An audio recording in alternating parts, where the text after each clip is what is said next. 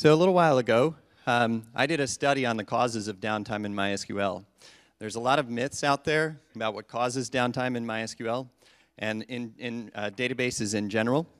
And I decided to find out the truth behind those things because I was interested in trying to learn how to prevent them. So here are some of the myths that you might have heard about what causes downtime or what keeps things up. For example, a SAN is a high availability solution. This was all over Twitter last night after my talk last night. Another one is that most problems in SQL, in databases are caused by SQL. So I decided, you know, Percona gets a lot of emergency calls. Let's just go and find out what's in our database. Maybe I should have used Hadoop. Anyway, I dug through several hundred emergency issues and categorized them, and this is what I found out. Basically, 3 major categories and then the rest. So the major category is not even inside the database. It's outside the database. It's in the operating environment that supports the database, and then we have performance and replication, and data loss and corruption, and some other stuff in the wash. Inside of the operating environment, most of the problems that we see are storage problems. Then there's a whole bunch of other stuff like bad software that's intended to start and stop the database server, init scripts, and of course power failures and those kinds of things. Inside of the storage system, when we drill into that category, the leading cause that we see is disks full, and then the runner-up, which I called a leading failure last night, is SAN failures. SANs fail because they're complex and because people don't know how to diagnose them. Performance problems. Here we do see that bad SQL and bad indexing and schema design are top causes of performance problems. A surprise here was long-running transactions. This came up over and over and over again in my studies.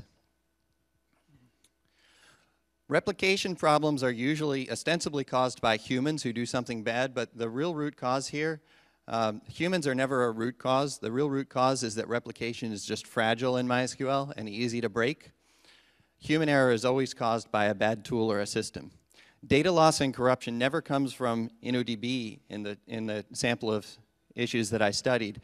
It always comes from something like a human, again, doing something because they weren't really supported by a well-designed application.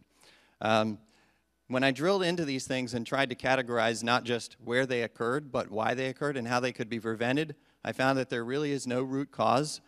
And this URL leads to a paper that John Alspel pointed me to. It's a very interesting case study. It's not even about database systems. So what about prevention? If we know why downtime happens and we know what the root causes are, quote unquote, how can we prevent them? Turns out that change control is the #1 thing that I think we can do. The operating environment, MySQL is really vulnerable to everything that it relies on. So anything that fails in its operating environment makes MySQL fail. Top causes of that are DNS and bad log rotate scripts that cause the disk to fill up. Prevention or sort of steps that you can take include monitoring and graphing, but you should monitor selectively so that you don't get noise and start ignoring everything, and you should graph promiscuously, graph everything, because you're going to have to dig back into that later when you're trying to figure out what happened. Why should you reboot your servers every now and then? I used to take great pride in the fact that Linux servers, unlike Windows servers, could run for years at a time. Well, if you let something run for years and then you reboot it and it doesn't come back up, guess what? So proactivity is one of the big myths. If you go out and search Google for proactive database administration, you'll find a lot of fluff and non-content. Some of the things that I think we can do is start to get more scientific about this. I'm currently researching where we can dig into response time variations, and I'll post more research on mysqlperformanceblog.com about that. You can also use good quality, formally tested tools instead of rolling your own or using poor quality tools that don't have test suites. Motkit has good test suites. I wrote Motkit. We can also stop letting things happen automatically, because a lot of times things that happen automatically are done without regard to whether the system is in a clean state that's going to behave well. So starting replication, for example, you should do that manually after determining that the system is in a clean state so that it can start up automatically and safely. I have 2 white papers on Percona.com about this. One is about the causes of emergencies, and the other is about prevention of emergencies, including some nice checklists at the end.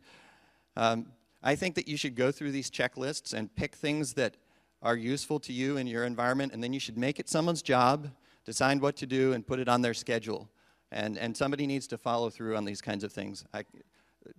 Lack of follow through and execution is one of the key things that I think enabled a lot of the problems to happen. I think we can also learn that untested scripts are really dangerous. Tuning the server is a waste of time. It basically never solved any problems. And unprotected humans, not bad humans or misbehaving humans, but humans that are not protected well, are a big risk.